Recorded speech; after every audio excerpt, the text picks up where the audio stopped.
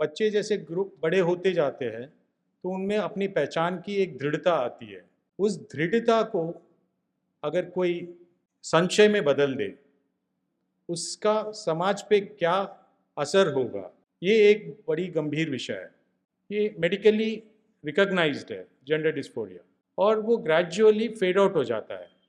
वो एक कंफ्यूजन होता है, एंग्जाइटीज होती है एडोलेसेंस में। जब प्यूबर्टी हिट करते हैं लड़के या लड़कियां, तो वो कंफ्यूजन्स होते हैं, एक अपना एक पहचान बनाने की ज़रूरत होती है। गवर्नमेंट ऑफ इंडिया का एफिडेविट सुप्रीम कोर्ट में फाइल किया गया था, रिटर्न सबमिशंस में फाइल किया गया था। उसमें उन्होंने कहा है कि 72 पहचाने आपके एक सेक्सुअल आइडेंटिटी का। जेंडर ब्लॉकर्स क्या होता है, मतलब नॉर्मल एडोलेसेंस में जो बच्चे जा रहे हैं उनको ये दवाई दी जाता है कि उनका नेचुरल जो जेनिटल ऑर्गन्स का ग्रोथ है उसको ब्लॉक किया जाता है।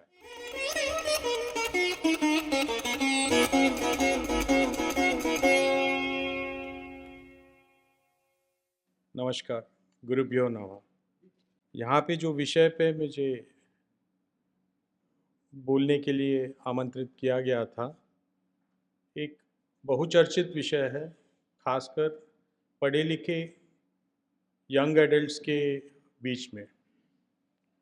ये एक विषय है जिसमें एक मनुष्य की अपनी पहचान के बारे में एक संदेह क्रिएट करने वाला एक मेजर इश्यू बन रहा है। वेस्टर्न कंट्रीज़ में जैसे अमेरिका और यूरोप में आप कौन हो, ये जो सवाल है, हमारे लिए एक स्पिरिचुअल सवाल है। हमें सनातन में ये सवाल पूछना आदि है और हम पूछते रहे हैं, और उसी सवाल के जवाब ढूंढते ढूंढते हमारे यहाँ काफ़ी पद्धतियाँ काफ़ी तरह से फैले हुए, बुद्धिज़्म, जैनिज़्म, सनातन के साथ यहाँ पे ये सवाल जवाब के परंपरा में आगे बढ़ते गए हैं। बट ये LGBTQI प्लस प्लस जो है, बड़ा आश्चर्यजनक विषय है, जो हम लोग नॉर्मली सोचते हैं कि ये पुरुष है, ये स्त्री है, या फिर ये तीसरे वर्ग में जो आते हैं जिनको ट्रांसजेंडर करके हम लोग पहचानते हैं, किन्नर हो और कई और नामों से हर जगह पे उनका एक पहचान बना हुआ है, और इनकी पहचान हमें अपने शास्त्रों में भी मिलता है।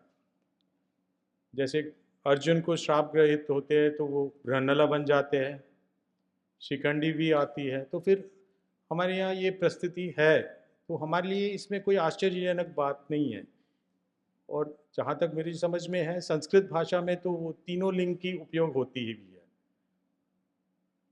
इसके बावजूद हमारे समाज में ये एक मेजर इशू बनते जा रहा है, पढ़े लिखे वर्गों में खासकर, जहाँ पे इस कॉज के लिए एक एम्पैथी क्रिएट किया जा रहा है।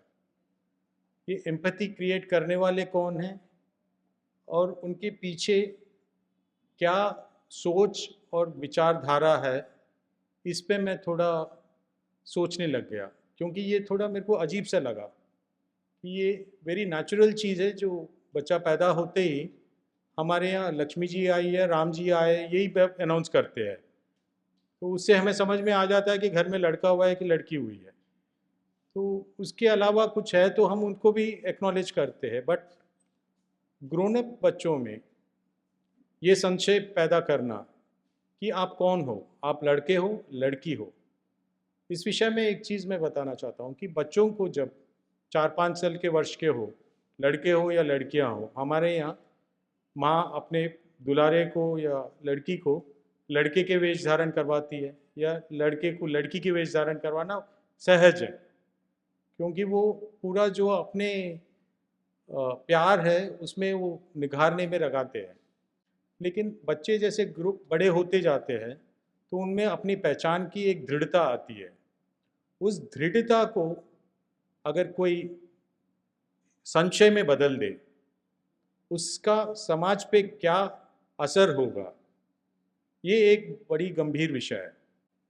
समाज पे इसका असर क्या हो रहा है, ये हमें कनाडा, अमेरिका और यूरोप में काफ़ी डेटा मिल रहा है, अभी किताबें छपे हुए हैं और यूट्यूब में भी इस विषय पे काफ़ी डिस्कशंस हो रहे हैं। साइकोलॉजिस्ट बात कर रहे हैं, मेडिकल प्रोफेशनल्स बात कर रहे हैं। नॉर्मली किसी विषय पे एक चर्चा होती है तो लोगों को दो विषय होते हैं, एक उनके खिलाफ बोलते हैं और एक सपोर्ट में बोलते हैं। लेकिन ये विषय जो है कोई आइडियोलॉजिकल बैकिंग के साथ चल पड़ता है तो फिर उनके पर्सपेक्टिव को क्वेश्चन करने वाले को ट्रोल किया जाएगा, आपका मुंह बंद कर दिया जाएगा। और हाल ही में मैं एक वीडियो देख रहा था, कनाडा में जो केयर टेकर्स होते हैं प्ले स्कूल्स में, कि प्ले स्कूल में तो बच्चे 2-3 साल 4-5 साल के बच्चे जाते हैं, किंडरगार्टन में जाते हैं, प्राइमरी स्कूल में जाते हैं। जो टीचर्स जो है वहाँ पे अगर वो बच्चों को ये संशय हो रहा है तो वो उनको क्वेश्चन नहीं कर सकते, कि उनको समझा नहीं सकते कि ये आपका एक ट्रांजिशन हो रहा है, उनकी नौकरी चली जा रही है। यहाँ तक पहुँच चुका है। कनाडा में क्लिनिकल साइकोलॉजिस्ट है, अगर वो बच्चा कोई आता है कि ये संशय के साथ, तो एक काउंसलिंग के प्रोसेस में आप उनको धीरे धीरे समझाते हो और आपके अस्तित्व में आप वापस पहचान में आ जाता है। ये ट्रांजिशन जो है एक नेचुरल फिनोमिनन है एक ग्रोइंग बच्चों के बीच में। ये मेडिकली रिकॉग्नाइज्ड है जेंडर डिस्फोरिया, और वो ग्रेजुअली फेड आउट हो जाता है। वो एक कंफ्यूजन होता है, एंग्जाइटीज होती है एडोलेसेंस में, जब प्यूबर्टी हिट करते हैं लड़के या लड़कियां, तो वो कंफ्यूजन्स होते हैं, एक अपना एक पहचान बनाने की ज़रूरत होती है। क्लास में तो एक ही पहले नंबर पे आएगा, स्पोर्ट्स में कोई एक ही पहला नंबर पे आएगा। जो बच्चे पिछड़ रहे हैं उनका अपना एक पहचान बनाने की ज़रूरत बनता है। तो ऐसे बच्चों को किसी तरह से एक अलग दिखने की ज़रूरत दिखती है कि इस वजह से लोग मुझे पहचानेंगे। वो पहचान बनाने की जो नॉर्मल सोच एक बच्चे के अंदर है उसको टैप किया गया है, और उसमें एक संशय डाला जा रहा है कि नहीं नहीं नहीं, अगर आपको शक हो रहा है कि आप लड़का हो, आप पैदाइश लड़के हो, लेकिन आपको लगता है कि आप लड़की हो, तो आप उसी को मान लाए। मतलब ये थोड़ा एक विकृति की तरह फैल रहा है, इसलिए क्योंकि एक बायोलॉजिकल चीज़ होती है जो नेचुरली होता है, दूसरा चीज़ होता है एक आपको कंडीशनिंग किया जा रहा है। तो यहाँ तक आ गया है कि बच्चों के स्कूल बुक्स में अब ये सवाल जो है ओपन छोड़ दिया है। जैसे आप बच्चों को बोलते हो कि आप पढ़ लिख के क्या बनना चाहते हो, डॉक्टर बनना चाहते हो, वकील बनना चाहते हो, पॉलिटिशियन बनना चाहते हो, आप कार्यकर्ता बनना चाहते हो, जो भी बनना चाहते हो, उस तरह का ऑप्शन पे छोड़ दिया है। और आपको हैरानियत होगी कि ये पहचान जो है 72 पहचान आ चुकी है। गवर्नमेंट ऑफ इंडिया का एफिडेविट सुप्रीम कोर्ट में फाइल किया गया था, रिटर्न सबमिशंस में फाइल किया गया था, उसमें उन्होंने कहा है कि 72 पहचाने आपके एक सेक्सुअल आइडेंटिटी का, ना कि 3 जो हम लोग समझते हैं। तो ये 72 पहचान क्या है, मैं 3-4 का उल्लेख करूंगा। ये इंग्लिश मेडिकल डिक्शनरी से लिया गया है और ये सरकार के रिटर्न सबमिशंस में सुप्रीम कोर्ट में फाइल किया गया था। तो मैं ये देख के थोड़ा चौंक गया कि ऐसे कैसे हो सकता है। हम लोग समझ रहे थे कि एक लेस्बियन होते हैं या फिर गे होते हैं तो उनकी एक अपनी सेक्सुअल ओरिएंटेशन होता है, उसके वजह से वो शायद एक अट्रैक्शन होता है, तो वो एक साथ रहना चाह रहे थे। वहाँ तक बात समझ में आते हैं, उनकी प्राइवेट बात है। लेकिन वो बात ट्रांसजेंडर तक तो लॉ भी आ गया, 2019 का एक्ट आ गया। अब ये प्लस प्लस मतलब ये ओपन एंडेड है कि इसमें कोई भी आ सकता है, मतलब ये है क्या चीज़। अब देखिए समाज पे इसका क्या असर पड़ेगा। अब लोग जब अपनी अस्तित्व पे सवाल उठाते हैं, जब एक गुरु के पास आते हैं तो वो काफ़ी भौखलावे रहते हैं, अंदर से अपना कॉन्फिडेंस खोए रहते हैं। वो कॉन्फिडेंस रेस्टोर करने के लिए एक गुरु अपना स्पिरिचुअल एडवाइस देते हैं और उनको एक नाम जप या कुछ मंत्र देके उनको धीरे धीरे से एक कॉन्फिडेंस, सेल्फ कॉन्फिडेंस रेस्टोर करवाते हैं। अब सोसाइटी में अब एक जनरेशन ऐसे हो जाएगा तो आप सोचिए, उनका अपना अस्तित्व के बारे में उनके सवाल उठ रहे हैं और वो उसका असर क्या हो रहा है। अब देखिए ये वैराइटीज़ क्या है। Effective gender, this is based on the persons mood swings और फ्लक्चुएशंस। आज मैं गुस्सा में हूँ तो वो एक जेंडर बन जाएगा, मैं हंस रहा हूँ वो जेंडर बन जाएगा। ये मूड पे जेंडर कैसे बन सकता है। मतलब सुबह आपको एक मूड है, दोपहर को दूसरा मूड है, शाम को तीसरा मूड है। तो ये मूड तो बदलते रहता है। जहाँ तक हमारी अपनी तजुर्बा है मूड्स के बारे में, बचपन से अभी तक सबका एक होता है कि कभी हम लोग थोड़ा थके होते हैं, इरिटेबल हो जाते हैं, तो मूड खराब है यार, आज बात मत कर, आज छेड़ मत, आज मजाक के मूड में नहीं हो। तो अगर आपका एक जेंडर आइडेंटिटी मूड पे डिपेंडेंट है, ये थोड़ा सीरियस विचार करने की बात है। Amica gender, a gender fluid identity where a person changes their gender depending on the friends they have. मतलब मैं लड़कों के साथ हूँ तो मैं लड़का फील करता हूँ, लड़कियों के साथ हूँ तो लड़की फील करता हूँ। ये मेरे हिसाब से जेन्युइन हो सकता है एक इंडिविजुअल के लिए, हो सकता है। It could be a serious psychological और a challenging issue for them and I respect their health और देयर पोजीशन। मेरा ये नहीं कहना है कि वो गलत है, मेरा ये प्रॉब्लम है कि आप इसको ग्लैमराइज कर रहे हो, इसको एक आइडेंटिटी इशू बना के एक आदमी को या एक लड़के को या एक लड़की को अपना अलग पहचान बना के एक वैलिडेशन सोसाइटी में पाने का जरिया बना रहे हो। ये गलत है। और ये बनाने वाले क्यों बना रहे हैं, आप देखेंगे इसका सपोर्ट सिस्टम जो है, इकोसिस्टम जो है, जहाँ तक मेरी समझ में आ रहा है, वो एक सिस्टम है जो समाज को तोड़ने में अपना पूरा आइडियोलॉजी चलाता है। उनका एक बेसिक आइडियोलॉजिकल डॉक्यूमेंट है जो कहता है कि समाज में दो तरह के लोग होते हैं, शोषित और शोषण करने वाले। तो आप पैदाइश शोषित होते हो और जन्मजात आप शोषण करने वाले होते हो। ये आपके कर्म से कोई मतलब नहीं है। आप दिल्ली में पैदा हुए हो तो आप शोषित हो, फरीदाबाद में पैदा हुए तो आप शोषण करने वाले हो, उस तरह का क्लासिफिकेशन है। तो उसको अंग्रेजी में ऑप्रेसर और ऑप्रेस्ड सिंड्रोम कहते हैं। ये आपके कम्युनिस्ट मैनिफेस्टो में क्लियरली लिखा गया है कि हर सोसाइटी में एक ऑप्रेसर होता है, एक ऑप्रेस्ड होता है। यूरोप में ये इंडस्ट्रियल रेवोल्यूशन के टाइम पे ये कॉन्सेप्ट और ये आइडियोलॉजी लाया गया था। अब जब इकोनॉमिक ग्रोथ हुआ है, इंडस्ट्रियलाइजेशन हुआ है, पूरी विश्व में ये ऑप्रेसर ऑप्रेस्ड वाला जो कहानी था या फिर ये जो मॉडल था, वो जब बना था शायद वो ज़रूरी था, लेकिन सोसाइटी और दुनिया आगे बढ़ चुका है। वो ऑप्रेसर ऑप्रेस्ड के चक्कर में ट्रेड यूनियंस आए तो उनकी रक्षा होने लग गए, लॉज आए, लेबर लॉज आए, प्रोटेक्टिव लॉज आए, वो अपना वर्कमैन को प्रोटेक्ट करने की अपनी व्यवस्था कर चुका है। लेकिन जो आइडियोलॉग्स की विकृति है, अब वो देख रहे कि यार ये मॉडल तो चल नहीं रहा है, तो हम दूसरा कैसे करें। इसमें उनको ये एक इश्यू मिल गया है जिसको वो बहुत रैपिडली, मैं कहूँ तो एक कोरोना की तरह, महामारी की तरह फैला रहे हैं, और ये फैल गया है सब्सटेंशियली। स्कूल्स में बच्चे घर आके बोलते हैं कि मैं स्कूल तो गया था लड़का लेकिन आ गया हूँ लड़की। तो अब इसका माँ बाप क्या कर सकते हैं। अब इसका एक और पहलू ये है कि अब माँ बाप का कोई इस मामले में डिसीजन मेकिंग से भी धीरे धीरे हटाया जा रहा है, क्योंकि इनके पीयर ग्रुप्स होते हैं। जैसे आपकी मेरे से पहले वक्ता ने केरला स्टोरी की जिक्र किया है, वो एक कंप्लीट इकोसिस्टम बन चुका है। आप बच्चे इंस्टाग्राम में होते हैं, फेसबुक में होते हैं, तो धीरे धीरे पैसिवली सिंपैथेटिक और एम्पैथेटिक स्टोरीज उनके बारे में सुनाए जाते हैं कि इसको ऐसे दबाया गया, इसके पेरेंट्स इसको मान नहीं रहे, और उसको एक कंडीशनिंग किया जाता है कि वो अपने परिवार और अपनी पहचान के खिलाफ हो जाता है।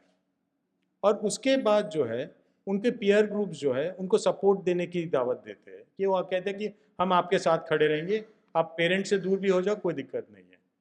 अब वो मेडिकल स्टेज पे भी जाते हैं अगला, कि आप मेडिकल प्रोसेस में जा सकते हो, जिसमें डॉक्टर्स भी अब इसमें जुड़ चुके हैं, क्योंकि फार्मेसी इंडस्ट्री का ये एक बहुत बड़ा, एक प्रॉब्ली $1 मिलियन से भी बड़ा इंडस्ट्री बन चुका है वेस्ट में, जहाँ पे आपका जेंडर चेंज सर्जरीज होते हैं, जेंडर ब्लॉकिंग मेडिकेशन होता है।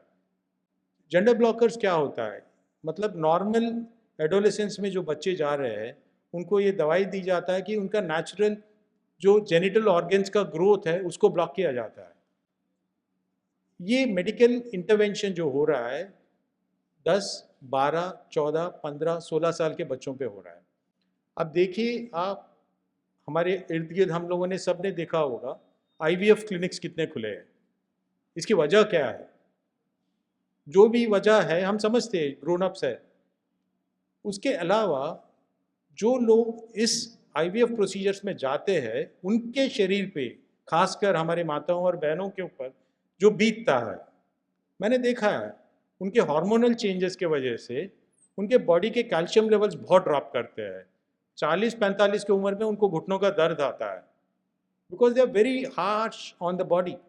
लेकिन एक बच्चा और एक माँ बनने की जो तलब है उससे वो प्रोसीजर से गुजरते हैं और अपना शरीर को भी त्यागते हैं। उस तरह का मेडिसिन, हार्मोनल इंटरफेरेंस मेडिसिन, आप 10, 12, 13, 14 साल के बच्चों को अगर देना शुरू कर रहे हो तो उस बच्चे पे क्या असर होगा और उसके साइकोलॉजिकल ग्रोथ पे क्या असर होगा, क्योंकि उसको उस उम्र में एक संशय आ चुका है और उस संशय को रीइंफोर्स किया जा रहा है एक्सटर्नली। ये नहीं है कि परिवार और फैमिली उसको समझाए। मैं ये डिनाई नहीं करता कि कुछ लोगों का एक ओरिएंटेशन होता है which is natural and science also उसको रिकॉग्नाइज करता है। हमारे कामसूत्र में भी ये है, तो उसमें हमें कोई दिक्कत नहीं है। पर बच्चों पे ये जो इन्फ्लुएंस करने की और या कंफ्यूजन क्रिएट करने की जो प्रक्रिया है आपके स्कूलों में शुरू हो गया है ये, क्योंकि मैकॉलेस का हो या फिर जो भी एजुकेशन कोड का फॉलो है कि आप catch them young is the principle. किसी समाज को निर्वीर्य करना है तो उनके बच्चों को टारगेट करो। जब बच्चे ही निर्वीर्य हो गए तो पेरेंट्स निर्वीर्य हो ही जाएंगे। वो एक बड़ी दुख की बात है कि आप एक ह्यूमन राइट्स की बातें करने वाले, इंडिविजुअलिज्म की बातें करने वाले बच्चों के साथ ये एक्सपोजर होने पर क्यों नहीं बोलते हैं। उनका तो एक तो है कमर्शियल इंटरेस्ट हो जाता है फार्मेसी की इंडस्ट्री का, दूसरा होता है एक आइडियोलॉजिकल इंटरेस्ट कि भ्रम फैलाओ कि आपको तंग किया जा रहा है। अब एक हमारे समाज में हम देख ही रहे हैं कि समाज में तोड़ने के हर चेष्टा करते हैं लोग, क्योंकि समाज जुड़ते जा रहा है तो उनके लिए खतरा है। पॉलिटिकली आप देखेंगे, अगर कास्ट में बट गया, जाति में बट गया तो फिर उनके लिए फ़ायदा है। अगर वो एक बटा हो गया तो फिर आप उसमें वो देख लेंगे कि आपको समाज में क्या मौका मिला है, कितने संपन्न हो, उससे कोई मतलब नहीं रह गया। आप तो ऑप्रेस्ड हो और दूसरा वॉचमैन हो या जो भी हो वो ऑप्रेसर है, क्योंकि वो एक पर्टिकुलर जाति से बिलोंग करता है। ये आइडियोलॉजिकल जो डिवाइड स्प्रेड हुआ है उसी तरह का एक और विकृति है ये कि भ्रम फैलाना कि आप कौन हो, आप क्या हो, और ये भ्रम के साथ बड़े हो के वो अंदर से खोखला हो जाएंगे बच्चे, और उसका मेडिकल कॉस्ट क्या होगा सोसाइटी पे ये भी देखेंगे आप। अगर आपके क्लिनिक्स मेंटल हेल्थ के बढ़ते जा रहे हैं, क्यों बढ़ रहे हैं? क्योंकि आप अंदर से खोखला हो रहे हो। हमारे यहाँ तो पहले से ही था कि आपके घर में बड़े बुजुर्ग रामायण या महाभारत के पाठ करते थे, बच्चों को रात को सुना देते थे, ये भागवत की कथा है, श्री कृष्ण लीला वगैरह। उससे उनके अंदर एक तरह का एक कॉन्फिडेंस रहता है कि हमारे एक भगवान है जो हमें बचा लेंगे जहाँ पे भी है। उससे दूर करेंगे पहले और उससे बाद ये भ्रम फैलाएंगे तो फिर वो वल्नरेबल हो जाते हैं। तो इस विषय पे हमें थोड़ा सोचना पड़ेगा और इसको थोड़ा गहराई से भी समझना होगा और इसको नज़रअंदाज नहीं करना चाहिए, क्योंकि ये आज का प्रॉब्लम शायद नहीं है, लेकिन 3-5 साल में ये फैलने वाला है, क्योंकि एक के बाद एक आप देखेंगे ये इश्यूज बढ़ते जा रहे हैं। सरकार ने भी इस इशू को बोला है कि ये थोड़ा अर्बन और इलाइट इशू है, लेकिन उसका दूसरा पहलू है कि कुछ लोगों को ये जेन्युइन कंसर्न्स भी है, वो बैलेंसिंग करना पड़ता है इंस्टीट्यूशंस को। लेकिन सोसाइटी जो है, society has to be conscious. हम अपने बच्चों को स्कूल में और घर में भी बताते हैं कि गुड टच बैड टच कैसा है। हमें अपने बच्चों को, छोटे बच्चों को ये भी समझाते हैं कि धर्म परिवर्तन के लिए प्यार का भी एक लव जिहाद का कुछ हो सकता है। हम ये नहीं कह रहे कि सभी गलत है। हम जब गुड टच बैड टच की बात करते हैं तो हम ये नहीं कह रहे ना कि आपके पापा गलत है, भाई गलत है, चाचा गलत है, मामा गलत है, ताऊ गलत है, लेकिन हम बोलते हैं। उसी तरह से हम बाकी चीज़ों में भी हमें अपने बच्चों से बात करना चाहिए और उनको बताना चाहिए कि ऐसे भ्रम फैला रहे जा रहे हैं। इंसान इस धरती पे हजारों सालों से जी रहा है और हम क्लियर है कि पहचान क्या है। पैदाइश एक पहचान होती है और आपके पहचान जो है आपके संस्कार वगैरह उसी पे डिपेंड रहता है। हाँ, कुछ विकृतियाँ हो सकती है विच आर बायोलॉजिकल और नेचुरल, वो एक्सेप्शन होता है, और एक्सेप्शन जो है वो समाज का रूल नहीं बन सकते हैं, क्योंकि कुछ लोगों को कुछ बाय बर्थ डिफेक्ट्स होते हैं, वो defect will not be defining the entire society. तो वो हमें थोड़ा समझना होगा, और इस विषय पे हमें थोड़ा बच्चों को और एडोलेसेंट्स को, क्योंकि खासकर ये रेजिडेंशियल कॉलेजेस वगैरह में जो बच्चे जा रहे हैं 17-18 साल में, प्रोफेसर्स और असिस्टेंट प्रोफेसर्स वहाँ पे इस आइडियोलॉजी को बिलोंग करने वाले, ये भ्रम में उनको बहुत इन्वेस्ट कर रहे हैं, तो उससे जो है उनके लिए एम्पैथी बढ़ते जा रहा है। मैंने ये देखा है, आप उनसे लॉजिकली बात करो, कुछ देर के बाद वो इरिटेट हो जाएंगे, गुस्सा हो जाएंगे, और आपको फोबिया के लेबल लगा देंगे कि आप तो ट्रांसफोबिक हो।